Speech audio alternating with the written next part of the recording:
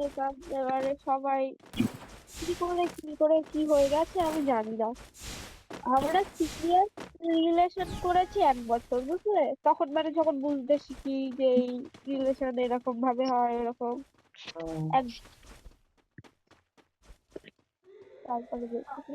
ওরকম ওরকম করতে নেই, আরো জীবন নিয়ে খেলছে না। আমি কি হয়েছি, ওই তো বললো যা করার। হ্যাঁ সেটাই তো বলছি।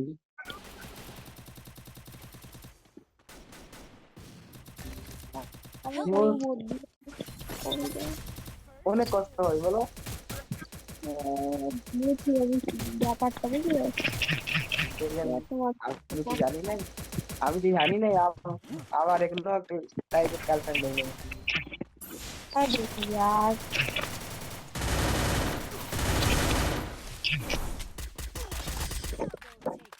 শোনো শোনো, এই দিয়ে হ্যাঁ বলো। যখন ছেড়ে দেয় এটা অনেক কষ্ট লাগে। কেমন লাগে? না, একটা তো খারাপ তো লাগবে কে, হ্যাঁ।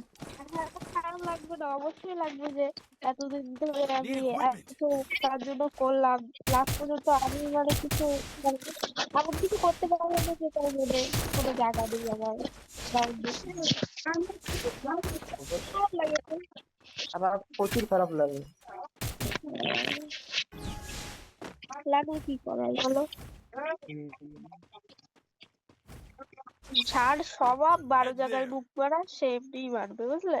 হ্যাঁ, ওকে বলে বোঝানো যাবে না।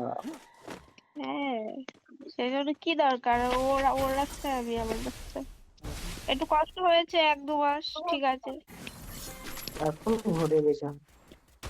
এখনো মুভ অন করতে পারিনি। মোহন করে দেখাও। মুভ অন করবো, কিন্তু রিলেশন করবো না, বাবা মার পছন্দে বিয়ে করে দেবো।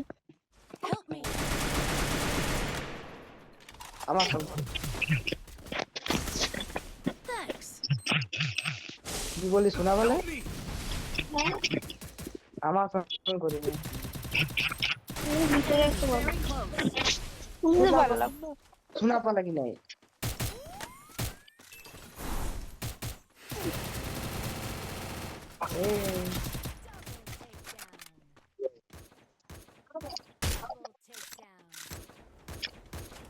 এ এ প্রিয়া, হ্যাঁ হ্যাঁ বলো। আমি কি বলি ওটা শোনা বলে না। হ্যাঁ, বুঝতে পারলাম না। আর তোমাকে শুনতে হয় না, ছেড়ে দাও। কালি বলছি কালি, মানে কম শোনো তুমি। না, বুঝতে পারিনি, ওইদিকে খেয়াল ছিল না, ওই তুমি হ্যাঁ, ওইসব কথা বলছিলে তো। এ এটা আছে এটা আছে এটা আছে। বলছিলাম কি আমার না না,